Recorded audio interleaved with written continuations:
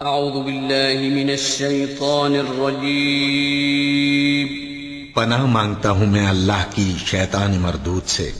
بسم اللہ الرحمن الرحیم شروع اللہ کا نام لے کر جو بڑا مہربان نہایت رحم والا ہے۔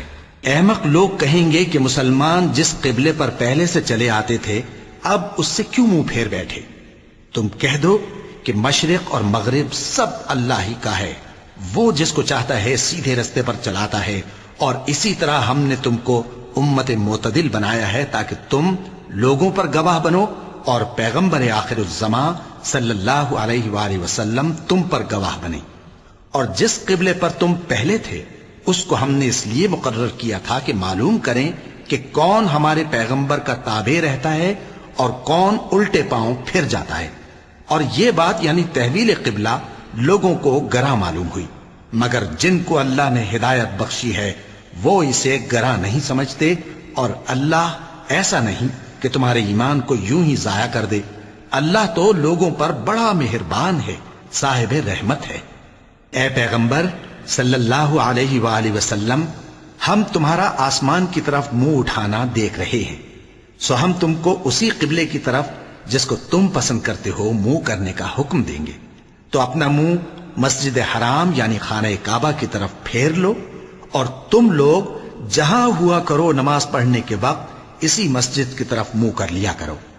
اور جن لوگوں کو کتاب دی گئی ہے وہ خوب جانتے ہیں کہ یہ نیا قبلہ ان کے پروردگار کی طرف سے حق ہے، اور جو کام یہ لوگ کرتے ہیں اللہ ان سے بے خبر نہیں۔ اور اگر تم ان اہل کتاب کے پاس تمام نشانیاں بھی لے کر آؤ تو بھی یہ تمہارے قبلے کی پیروی نہ کریں، اور تم بھی ان کے قبلے کی پیروی کرنے والے نہیں ہو، اور ان میں سے بھی بعض کے قبلے کے پیرو نہیں۔ اور اگر تم باوجود اس کے کہ تمہارے پاس علم یعنی اللہ کا حکم آ چکا ہے ان کی خواہشوں کے پیچھے چلو گے تو ظالموں میں ہو جاؤ گے۔ جن لوگوں کو ہم نے کتاب دی ہے وہ ان پیغمبر آخر الزمان صلی اللہ علیہ وآلہ وسلم کو اس طرح پہچانتے ہیں جس طرح اپنے بیٹوں کو پہچانا کرتے ہیں، مگر ایک فریق ان میں سے سچی بات کو جان بوجھ کر چھپا رہا ہے۔ اے پیغمبر صلی اللہ علیہ وآلہ وسلم، یہ نیا قبلہ تمہارے پروردگار کی طرف سے حق ہے، تو تم ہرگز شک کرنے والوں میں نہ ہونا، اور ہر ایک شخص کے لیے ایک سمت مقرر ہے جدھر وہ عبادت کے وقت منہ کیا کرتا ہے، تو تم نیکیوں میں سبقت حاصل کرو۔ تم جہاں ہوگے اللہ تم سب کو جمع کرے گا، بے شک اللہ ہر چیز پر قادر ہے۔ اور تم جہاں سے نکلو نماز میں اپنا منہ مسجد حرام کی طرف کر لیا کرو، بے شبہ یہ تمہارے پروردگار کی طرف سے حق ہے، اور تم لوگ جو کچھ کرتے ہو اللہ اس سے بے خبر نہیں۔ اور تم جہاں سے نکلو مسجد حرام کی طرف منہ کر کے نماز پڑھا کرو، اور مسلمانوں تم جہاں ہوا کرو اسی مسجد کی طرف رخ کیا کرو۔ یہ تاکید اس لیے کی گئی ہے کہ لوگ تم کو کسی طرح کا الزام نہ دے سکیں، مگر ان میں سے جو ظالم ہیں وہ الزام دیں تو دیں، سو ان سے مت ڈرنا اور مجھی سے ڈرتے رہنا، اور یہ بھی مقصود ہے کہ میں تم کو اپنی تمام نعمتیں بخشوں، اور یہ بھی کہ تم راہ راست پر چلو۔ جس طرح من جملہ اور نعمتوں کے ہم نے تمہیں میں سے ایک رسول بھیجے ہیں جو تم کو ہماری آیتیں پڑھ پڑھ کر سناتے اور تمہیں پاک بناتے، اور کتاب یعنی قرآن اور دانائی سکھاتے ہیں، اور ایسی باتیں بتاتے ہیں جو تم پہلے نہیں جانتے تھے۔ سو تم مجھے یاد کیا کرو، میں تمہیں یاد کیا کروں گا، اور میرا احسان مانتے رہنا اور میری ناشکری نہ کرنا۔ اے ایمان والو، صبر اور نماز سے مدد لیا کرو، بے شک اللہ صبر کرنے والوں کے ساتھ ہے۔ اور جو لوگ اللہ کی راہ میں مارے جائیں ان کی نسبت یہ نہ کہنا کہ وہ مرے ہوئے ہیں، وہ مردہ نہیں بلکہ زندہ ہیں، لیکن تم کو شعور نہیں۔ اور ہم کسی قدر خوف اور بھوک اور مال اور جانوں اور میووں کے نقصان سے تمہاری آزمائش کریں گے، اور صبر کرنے والوں کو بشارت سنا دو کہ ان لوگوں پر جب کوئی مصیبت واقع ہوتی ہے تو کہتے ہیں کہ ہم اللہ ہی کا مال ہیں اور اسی کی طرف لوٹ کر جانے والے ہیں۔ یہی لوگ ہیں جن پر ان کے پروردگار کی عنایتیں ہیں اور خصوصی رحمت بھی ہے، اور یہی سیدھے رستے پر ہیں۔ بے شک کوہ صفا اور مروہ اللہ کی نشانیوں میں سے ہیں، تو جو شخص خانہ کعبہ کا حج یا عمرہ کرے اس پر کچھ گناہ نہیں کہ دونوں کے درمیان چکر لگائے، بلکہ یہ ایک نیک کام ہے، اور جو کوئی نیک کام کرے تو اللہ قدردان ہے، دانا ہے۔ جو لوگ ہمارے حکموں اور ہدایتوں کو جو ہم نے نازل کی ہیں کسی غرض فاسد سے چھپاتے ہیں، باوجود کہ ہم نے ان کو لوگوں کے سمجھانے کے لیے اپنی کتاب میں کھول کھول کر بیان کر دیا ہے، ایسوں پر اللہ اور تمام لعنت کرنے والے لعنت کرتے ہیں۔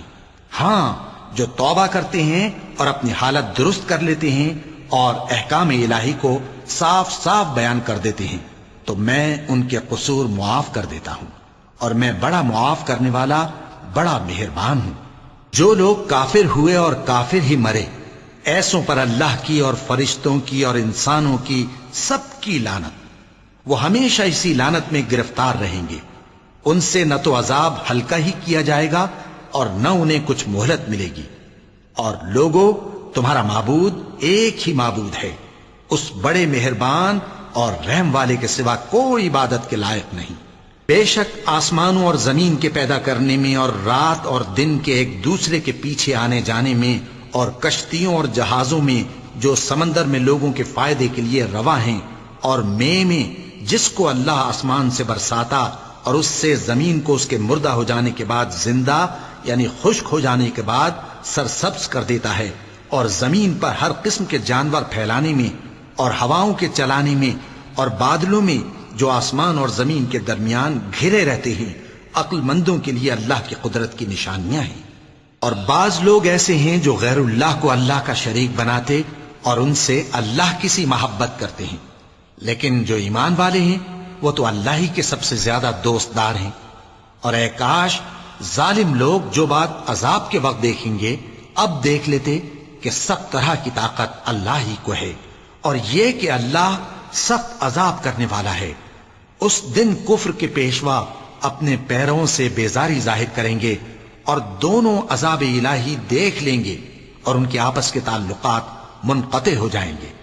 یہ حال دیکھ کر پیروی کرنے والے حسرت سے کہیں گے کہ اے کاش ہمیں پھر دنیا میں جانا نصیب ہو، تاکہ جس طرح یہ ہم سے بیزار ہو رہے ہیں اسی طرح ہم بھی ان سے بیزار ہوں۔ اس طرح اللہ ان کے اعمال حسرت بنا کر دکھائے گا اور وہ دوزخ سے نکل نہیں سکیں گے۔ لوگوں، جو چیزیں زمین میں حلال طیب ہیں وہ کھاؤ، اور شیطان کے قدموں پر نہ چلو، وہ تمہارا کھلا دشمن ہے۔ وہ تو تم کو برائی اور بے حیائی ہی کے کام کرنے کو کہتا ہے، اور یہ بھی کہ اللہ کی نسبت ایسی باتیں کہو جن کا تمہیں کچھ بھی علم نہیں۔ اور جب ان لوگوں سے کہا جاتا ہے کہ جو کتاب اللہ نے نازل فرمائی ہے اس کی پیروی کرو، تو کہتے ہیں نہیں، بلکہ ہم تو اسی چیز کی پیروی کریں گے جس پر ہم نے اپنے باپ دادا کو پایا۔ بھلا اگرچہ ان کے باپ دادا نہ کچھ سمجھتے ہوں اور نہ سیدھے رستے پر ہوں، تب بھی وہ انہی کی تقلید کیے جائیں گے۔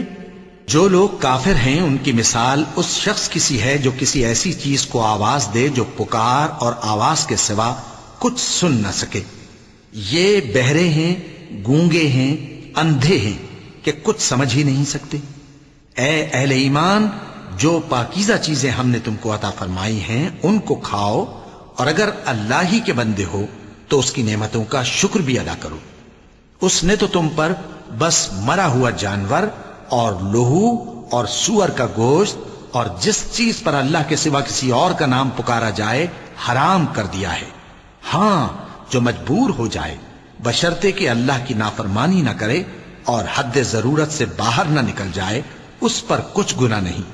بے شک اللہ بخشنے والا ہے، رحم کرنے والا ہے۔ جو لوگ اللہ کی کتاب سے ان آیتوں اور ہدایتوں کو جو اس نے نازل فرمائی ہیں چھپاتے اور ان کے بدلے تھوڑی سی قیمت یعنی دنیاوی منفعت حاصل کرتے ہیں، وہ اپنے پیٹوں میں محض آگ بھرتے ہیں۔ ایسے لوگوں سے اللہ قیامت کے دن نہ کلام کرے گا اور نہ ان کو گناہوں سے پاک کرے گا، اور ان کے لیے دکھ دینے والا عذاب ہے۔ یہ وہ لوگ ہیں جنہوں نے ہدایت چھوڑ کر گمراہی اور بخشش چھوڑ کر عذاب خرید لیا۔ یہ آتش جہنم کی کیسی برداشت کرنے والے ہیں۔ یہ اس لیے کہ اللہ نے کتاب سچائی کے ساتھ نازل فرمائی، اور جن لوگوں نے اس کتاب میں اختلاف کیا وہ ضد میں آ کر نیکی سے دور ہو گئے ہیں۔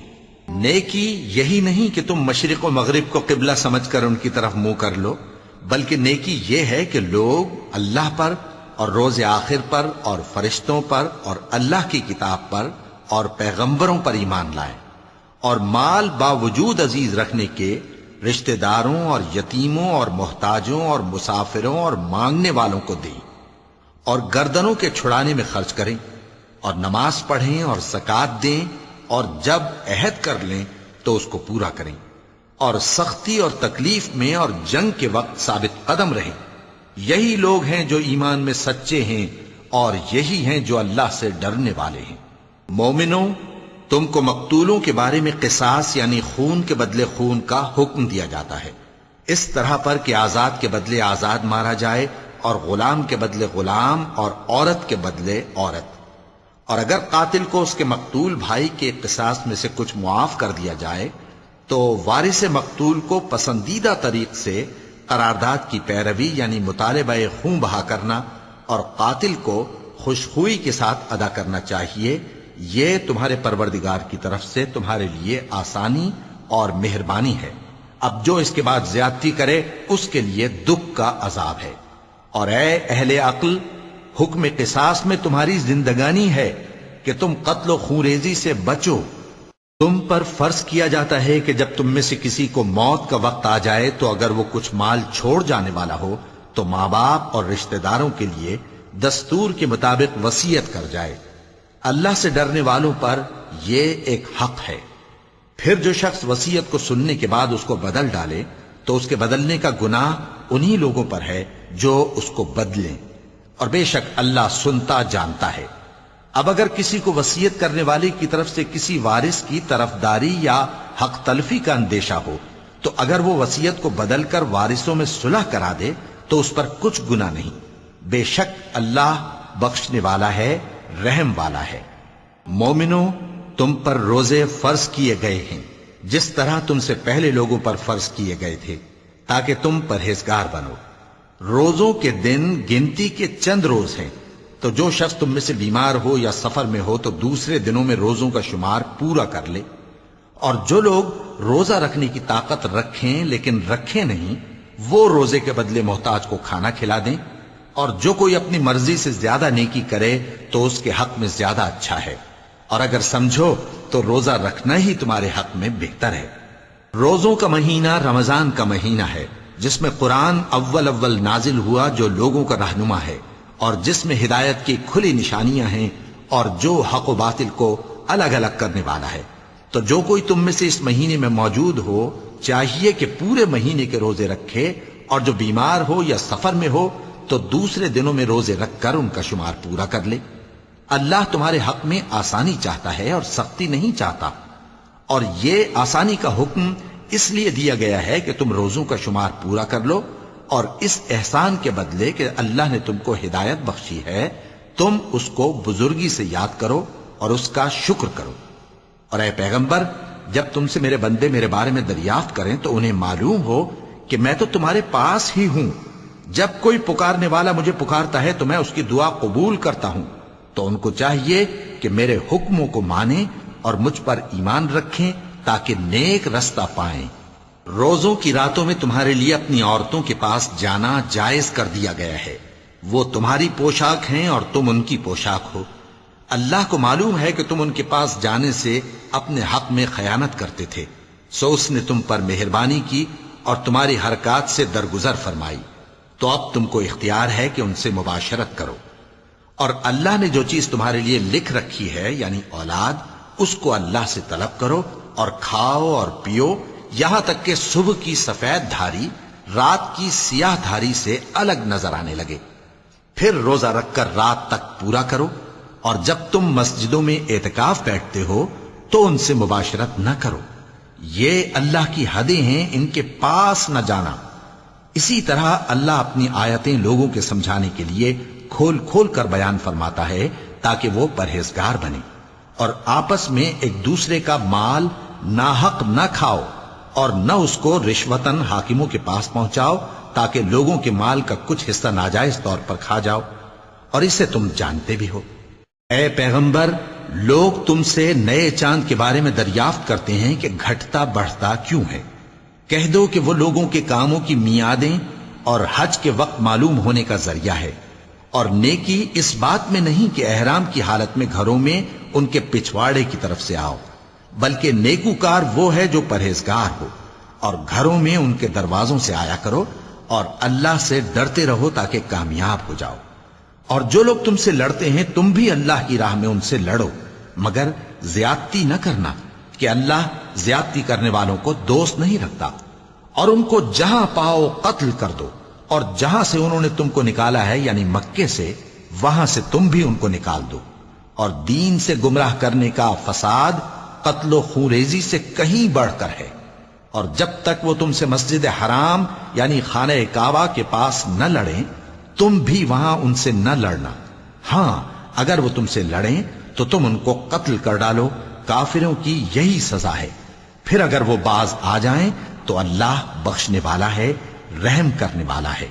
اور ان سے اس وقت تک لڑتے رہنا کہ فساد نابود ہو جائے اور ملک میں اللہ ہی کا دین غالب ہو جائے۔ پھر اگر وہ فساد سے باز آ جائیں تو ظالموں کے سوا کسی پر زیادتی نہیں کرنی چاہیے۔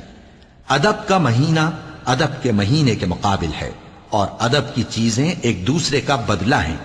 پس اگر کوئی تم پر زیادتی کرے تو جیسی زیادتی وہ تم پر کرے ویسی ہی تم اس پر کرو، اور اللہ سے ڈرتے رہو، اور جان رکھو کہ اللہ ڈرنے والوں کے ساتھ ہے۔ اور اللہ کی راہ میں مال خرچ کرو اور اپنے آپ کو ہلاکت میں نہ ڈالو، اور نیکی کرو، بے شک اللہ نیکی کرنے والوں کو دوست رکھتا ہے۔ اور اللہ کی خوشنودی کے لیے حج اور عمرے کو پورا کرو، اور اگر راستے میں روک لیے جاؤ تو جیسی قربانی میسر ہو کر دو، اور جب تک قربانی اپنے مقام پر نہ پہنچ جائے سر نہ منڈاؤ۔ اور اگر کوئی تم میں بیمار ہو یا اس کے سر میں کسی طرح کی تکلیف ہو تو اگر وہ سر منڈا لے تو اس کے بدلے روزے رکھے یا صدقہ دے یا قربانی کرے۔ پھر جب تکلیف دور ہو کر تم مطمئن ہو جاؤ تو جو تم میں حج کے وقت تک عمرے سے فائدہ اٹھانا چاہے وہ جیسی قربانی میسر ہو کرے، اور جس کو قربانی نہ ملے وہ 3 روزے ایام حج میں رکھے اور 7 جب واپس ہو، یہ پورے 10 ہوئے۔ یہ حکم اس شخص کے لیے ہے جس کے اہل و عیال مکے میں نہ رہتے ہوں۔ اور اللہ سے ڈرتے رہو اور جان رکھو کہ اللہ سخت عذاب دینے والا ہے۔ حج کے مہینے معین ہیں جو معلوم ہیں، تو جو شخص ان مہینوں میں حج کی نیت کر لے تو حج کے دنوں میں نہ عورتوں سے اختلاط کرے، نہ کوئی برا کام کرے اور نہ کسی سے جھگڑے۔ اور جو نیک کام تم کرو گے وہ اللہ کو معلوم ہو جائے گا۔ اور زاد راہ یعنی رستے کا خرچ ساتھ لے جاؤ، کیونکہ بہترین زاد راہ پرہیزگاری ہے۔ اور اے اہل عقل مجھی سے ڈرتے رہو، اس کا تمہیں کچھ گناہ نہیں کہ حج کے دنوں میں بذریعہ تجارت اپنے پروردگار سے روزی طلب کرو۔ اور جب عرفات سے واپس ہونے لگو تو مشعر حرام یعنی مزدلفہ میں اللہ کا ذکر کرو، اور اس طرح ذکر کرو جس طرح اس نے تم کو سکھایا، اور اس سے پیشتر تم لوگ ان طریقوں سے محض ناواقف تھے۔ پھر جہاں سے اور لوگ واپس ہوں وہیں سے تم بھی واپس ہو، اور اللہ سے بخشش مانگو، بے شک اللہ بخشنے والا ہے، رحمت کرنے والا ہے۔ پھر جب حج کے تمام ارکان پورے کر چکو تو مینا میں اللہ کو یاد کرو جس طرح اپنے باپ دادا کو یاد کیا کرتے تھے، بلکہ اس سے بھی زیادہ۔ اور بعض لوگ ایسے ہیں جو اللہ سے التجا کرتے ہیں کہ اے پروردگار ہم کو جو دینا ہے دنیا ہی میں دے دے، اور ایسے لوگوں کا آخرت میں کچھ حصہ نہیں۔ اور بعض ایسے ہیں کہ دعا کرتے ہیں کہ پروردگار ہم کو دنیا میں بھی نعمت عطا فرما اور آخرت میں بھی نعمت بخشیو اور دوزخ کے عذاب سے محفوظ رکھیو۔ یہی لوگ ہیں جن کے لیے ان کے کاموں کا حصہ یعنی اجر نیک تیار ہے، اور اللہ جلد حساب لینے والا ہے۔ اور قیام منی کے دنوں میں جو گنتی کے دن ہیں اللہ کو یاد کرو، اگر کوئی جلدی کرے اور 2 ہی دن میں چل دے تو اس پر بھی کچھ گناہ نہیں، اور جو بات تک ٹھہرا رہے اس پر بھی کچھ گناہ نہیں۔ یہ باتیں اس شخص کے لیے ہیں جو اللہ سے ڈرے، اور تم لوگ اللہ سے ڈرتے رہو اور جان رکھو کہ تم سب اس کے پاس جمع کیے جاؤ گے۔ اور کوئی شخص تو ایسا ہے جس کی گفتگو دنیا کی زندگی میں تم کو دلکش معلوم ہوتی ہے اور وہ اپنے معافی ضمیر پر یعنی اس بات پر جو اس کے دل میں ہے اللہ کو گواہ بناتا ہے، حالانکہ وہ سخت جھگڑالو ہے۔ اور جب پیٹ پھیر کر چلا جاتا ہے تو زمین میں دوڑتا پھرتا ہے تاکہ اس میں فتنہ انگیزی کرے اور کھیتی کو برباد اور انسانوں اور حیوانوں کی نسل کو نابود کر دے، اور اللہ فتنہ انگیزی کو پسند نہیں کرتا۔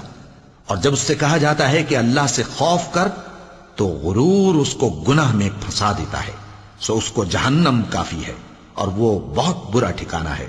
اور کوئی شخص ایسا ہے کہ اللہ کی خوشنودی حاصل کرنے کے لیے اپنی جان بیچ ڈالتا ہے، اور اللہ بندوں پر بہت مہربان ہے۔ مومنو، اسلام میں پورے پورے داخل ہو جاؤ اور شیطان کے پیچھے نہ چلو، وہ تو تمہارا کھلا دشمن ہے۔ پھر اگر تم احکام روشن پہنچ جانے کے بعد لڑکھڑا جاؤ تو جان رکھو کہ اللہ غالب ہے، حکمت والا ہے۔ کیا یہ لوگ اسی بات کے منتظر ہیں کہ ان پر اللہ کا عذاب بادل کے سائبانوں میں آ نازل ہو اور فرشتے بھی اتر آئیں اور کام تمام کر دیا جائے؟ اور سب کاموں کا رجوع اللہ ہی کی طرف ہے۔ اے پیغمبر، بنی اسرائیل سے پوچھو کہ ہم نے ان کو کتنی کھلی نشانیاں دیں، اور جو شخص اللہ کی نعمت کو اپنے پاس آنے کے بعد بدل دے تو اللہ سخت عذاب کرنے والا ہے۔ اور جو کافر ہیں ان کے لیے دنیا کی زندگی خوشنما کر دی گئی ہے اور وہ مومنوں سے تمسخر کرتی ہیں، لیکن جو پرہیزگار ہیں وہ قیامت کے دن ان سے اوپر ہوں گے۔ اور اللہ جس کو چاہتا ہے بے حساب رزق دیتا ہے۔ پہلے تو سب لوگوں کا ایک ہی مذہب تھا، لیکن وہ آپس میں اختلاف کرنے لگے تو اللہ نے ان کی طرف بشارت دینے والے اور ڈر سنانے والے پیغمبر بھیجے اور ان پر سچائی کے ساتھ کتابیں نازل کی تاکہ جن امور میں لوگ اختلاف کرتے تھے ان کا ان میں فیصلہ کر دے۔ اور اس میں اختلاف بھی انہی لوگوں نے کیا جن کو کتاب دی گئی تھی، باوجود کہ ان کے پاس کھلے ہوئے احکام آ چکے تھے، اور یہ اختلاف انہوں نے صرف آپس کی ضد سے کیا۔ تو جس امر حق میں وہ اختلاف کرتے تھے اللہ نے اپنی مہربانی سے مومنوں کو اس کی راہ دکھا دی، اور اللہ جس کو چاہتا ہے سیدھا رستہ دکھا دیتا ہے۔ کیا تم یہ خیال کرتے ہو کہ یوں ہی بہشت میں داخل ہو جاؤ گے؟ اور ابھی تم کو پہلے لوگوں کی سی مشکلیں تو پیش آئی ہی نہیں، ان کو بڑی بڑی سختیاں اور تکلیفیں پہنچیں اور وہ صعوبتوں میں ہلا ہلا دیے گئے، یہاں تک کہ پیغمبر اور مومن لوگ جو ان کے ساتھ تھے سب پکار اٹھے کہ کب اللہ کی مدد آئے گی۔ دیکھو اللہ کی مدد ان قریب آیا چاہتی ہے۔ اے نبی، لوگ تم سے پوچھتے ہیں کہ اللہ کی راہ میں کس طرح کا مال خرچ کریں۔ کہہ دو کہ جو چاہو خرچ کرو، لیکن جو مال خرچ کرنا چاہو وہ درجہ بدرجہ اہل استحقاق یعنی ماں باپ کو اور قریب کے رشتہ داروں کو اور یتیموں کو اور محتاجوں کو اور مسافروں کو سب کو دو، اور جو بھلائی تم کرو گے اللہ اس کو جانتا ہے۔ مسلمانوں، تم پر اللہ کے رستے میں لڑنا فرض کر دیا گیا ہے، اور وہ تمہیں ناگوار تو ہوگا، مگر عجب نہیں کہ ایک چیز تم کو بری لگے اور وہ تمہارے حق میں بھلی ہو، اور عجب نہیں کہ ایک چیز تم کو بھلی لگے اور وہ تمہارے لیے مضر ہو، اور ان باتوں کو اللہ ہی بہتر جانتا ہے اور تم نہیں جانتے۔ اے پیغمبر، لوگ تم سے عزت والے مہینوں میں لڑائی کرنے کے بارے میں دریافت کرتے ہیں، کہہ دو کہ ان میں لڑنا بڑا گناہ ہے، اور اللہ کی راہ سے روکنا اور اس سے کفر کرنا اور مسجد حرام یعنی خانہ کعبہ میں جانے سے بند کرنا اور اہل مسجد کو اس میں سے نکال دینا جو یہ کفار کرتے ہیں، اللہ کے نزدیک اس سے بھی زیادہ گناہ ہے، اور فتنہ انگیزی خونریزی سے بھی بڑھ کر ہے۔ اور یہ لوگ ہمیشہ تم سے لڑتے رہیں گے، یہاں تک کہ اگر مقدور رکھیں تو تم کو تمہارے دین سے پھیر دیں، اور جو کوئی تم میں سے اپنے دین سے پھر کر کافر ہو جائے گا اور کافر ہی مرے گا تو ایسے لوگوں کے اعمال دنیا اور آخرت دونوں میں برباد ہو جائیں گے، اور یہی لوگ دوزخ میں جانے والے ہیں جس میں ہمیشہ رہیں گے۔ جو لوگ ایمان لائے اور اللہ کے لیے وطن چھوڑ گئے اور کفار سے جنگ کرتے رہے وہی اللہ کی رحمت کے امیدوار ہیں، اور اللہ بخشنے والا ہے، رحمت کرنے والا ہے۔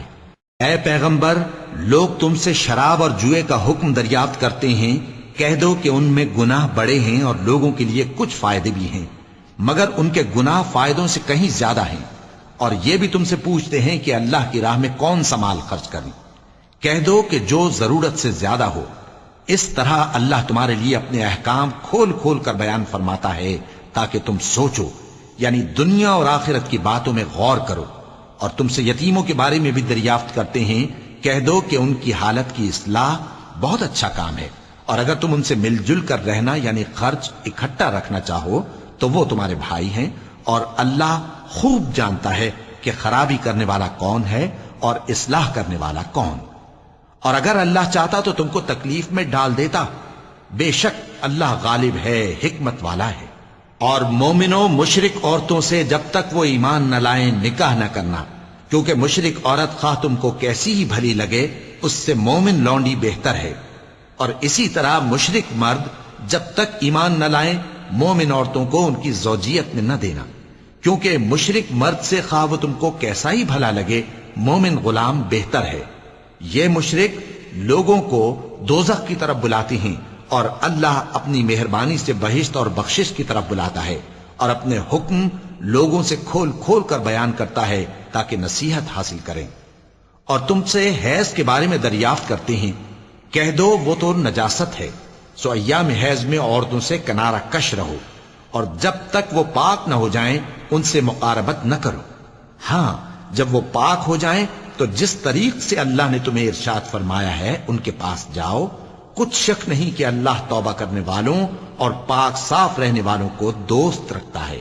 تمہاری عورتیں تمہاری کھیتی ہیں، تو اپنی کھیتی میں جس طرح چاہو جاؤ، اور اپنے لیے نیک عمل آگے بھیجو، اور اللہ سے ڈرتے رہو، اور جان رکھو کہ ایک دن تمہیں اس کے روبرو حاضر ہونا ہے.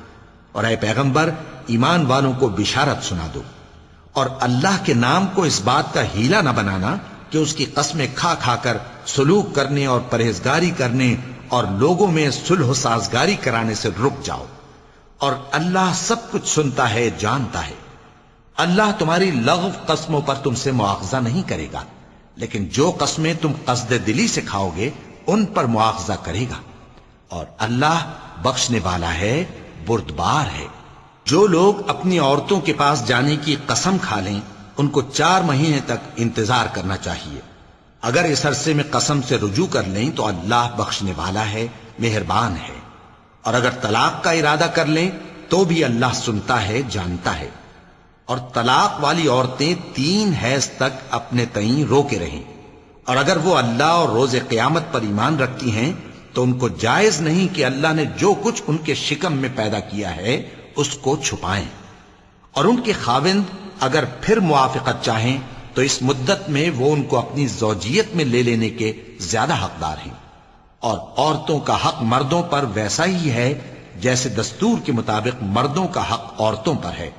البتہ مردوں کو عورتوں پر 1 درجہ فضیلت ہے، اور اللہ غالب ہے، صاحب حکمت ہے. طلاق صرف 2 بار ہے، یعنی جب 2 دفعہ طلاق دے دی جائے تو پھر عورتوں کو یا تو بطریق شائستہ نکاح میں رہنے دینا ہے یا بھلائی کے ساتھ چھوڑ دینا. اور یہ جائز نہیں کہ جو مہر تم ان کو دے چکے ہو اس میں سے کچھ واپس لے لو. ہاں اگر زن و شوہر کو خوف ہو کہ وہ اللہ کی حدوں کو قائم نہیں رکھ سکیں گے تو اگر عورت خاوند کے ہاتھ سے رہائی پانے کے بدلے میں کچھ دے ڈالے تو دونوں پر کچھ گناہ نہیں. یہ اللہ کی مقرر کی ہوئی حدیں ہیں، ان سے باہر نہ نکلنا. اور جو لوگ اللہ کی حدوں سے باہر نکل جائیں گے وہ گناہگار ہوں گے. پھر اگر شوہر 2 طلاقوں کے بعد تیسری طلاق عورت کو دے دے تو اس کے بعد جب تک عورت کسی دوسرے شخص سے نکاح نہ کر لے اس پہلے شوہر پر حلال نہ ہوگی. ہاں اگر دوسرا خاوند بھی طلاق دے دے اور عورت اور پہلا خاوند پھر ایک دوسرے کی طرف رجوع کر لیں تو ان پر کچھ گناہ نہیں، بشرطے کہ دونوں یقین کریں کہ اللہ کی حدوں کو قائم رکھ سکیں گے. اور یہ اللہ کی حدیں ہیں، ان کو وہ ان لوگوں کے لیے بیان فرماتا ہے جو علم رکھتے ہیں. اور جب تم عورتوں کو 2 دفعہ طلاق دے چکو اور ان کی عدت پوری ہو جائے تو انہیں یا تو حسن سلوک سے نکاح میں رہنے دو یا بطریق شائستہ رخصت کر دو. اور اس نیت سے ان کو نکاح میں نہ رہنے دینا چاہیے کہ انہیں تکلیف دو اور ان پر زیادتی کرو. اور جو ایسا کرے گا وہ اپنا ہی نقصان کرے گا. اور اللہ کے احکام کو ہنسی اور کھیل نہ بناؤ. اور اللہ نے تم کو جو نعمتیں بخشی ہیں اور تم پر جو کتاب اور دانائی کی باتیں نازل کی ہیں جن سے وہ تمہیں نصیحت فرماتا ہے ان کو یاد کرو، اور اللہ سے ڈرتے رہو، اور جان رکھو کہ اللہ ہر چیز سے واقف ہے۔ اور جب تم عورتوں کو طلاق دے چکو اور ان کی عدت پوری ہو جائے تو ان کو اپنے شوہروں کے ساتھ جب وہ آپس میں جائز طور پر راضی ہو جائیں نکاح کرنے سے مت روکو۔ اس حکم سے اس شخص کو نصیحت کی جاتی ہے جو تم میں اللہ اور روز آخر پر یقین رکھتا ہے۔ یہ تمہارے لیے نہایت خوب اور بہت پاکیزگی کی بات ہے، اور اللہ جانتا ہے اور تم نہیں جانتے۔ اور مائیں اپنے بچوں کو پورے 2 سال دودھ پلائیں، یہ حکم اس شخص کے لیے ہے جو پوری مدت تک دودھ پلوانا چاہے، اور دودھ پلانے والی ماؤں کا کھانا اور کپڑا دستور کے مطابق باپ کے ذمے ہوگا۔ کسی شخص کو اس کی طاقت سے زیادہ تکلیف نہیں دی جاتی، تو یاد رکھو کہ نہ تو ماں کو اس کے بچے کے سبب نقصان پہنچایا جائے اور نہ باپ کو اس کی اولاد کی وجہ سے نقصان پہنچایا جائے، اور اسی طرح نان و نفقہ بچے کے وارث کے ذمے ہے۔ اور اگر دونوں یعنی ماں باپ آپس کی رضامندی اور صلاح سے بچے کا دودھ چھڑانا چاہیں تو ان پر کچھ گناہ نہیں، اور اگر تم اپنی اولاد کو دودھ پلوانا چاہو تو تم پر کچھ گناہ نہیں، بشرطے کہ تم دودھ پلانے والیوں کو دستور کے مطابق ان کا حق جو تم نے دینا کیا تھا دے دو۔ اور اللہ سے ڈرتے رہو اور جان رکھو کہ جو کچھ تم کرتے ہو اللہ اس کو دیکھ رہا ہے۔ اور جو لوگ تم میں سے مر جائیں اور عورتیں چھوڑ جائیں تو وہ عورتیں 4 مہینے اور 10 دن اپنے آپ کو روکے رہیں، اور جب یہ عدت پوری کر چکیں اور اپنے حق میں پسندیدہ کام یعنی نکاح کر لیں تو تم پر کچھ گناہ نہیں، اور اللہ تمہارے سب کاموں سے واقف ہے۔ اگر تم اشارے کنائے میں عورتوں کو نکاح کا پیغام بھیجو یا نکاح کی خواہش کو اپنے دلوں میں مخفی رکھو تو تم پر کچھ گناہ نہیں۔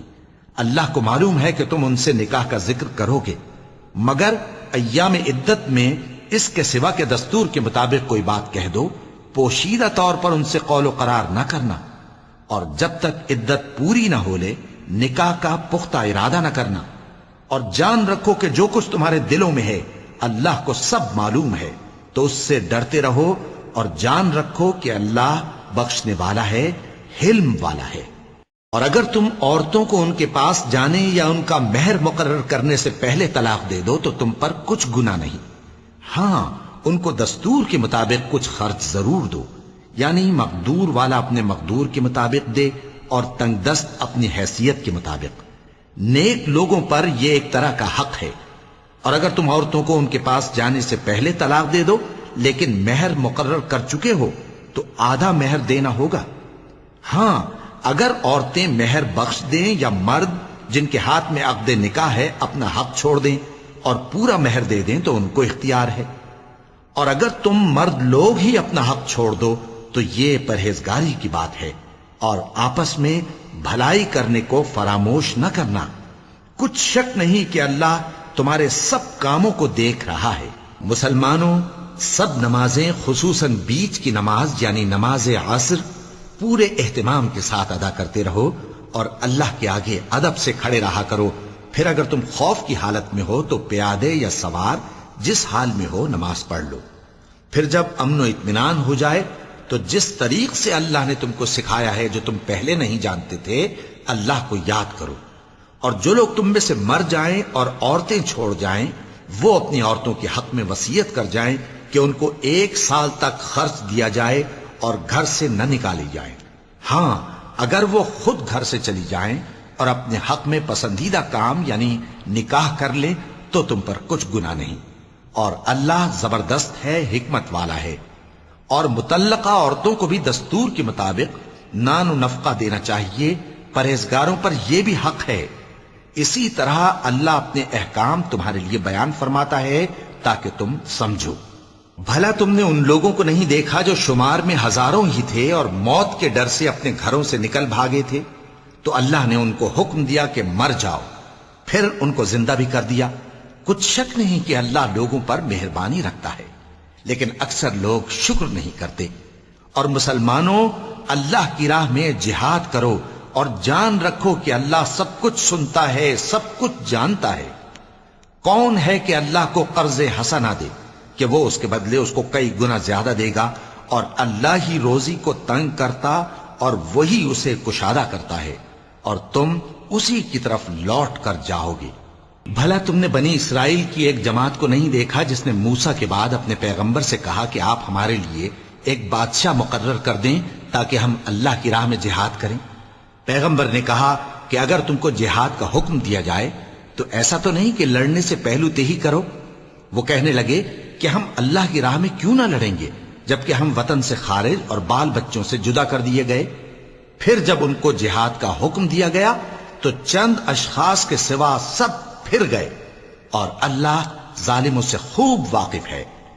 اور پیغمبر نے ان سے یہ بھی کہا کہ اللہ نے تم پر طالوت کو بادشاہ مقرر فرمایا ہے۔ وہ بولے کہ اسے ہم پر بادشاہی کا حق کیوں کر ہو سکتا ہے؟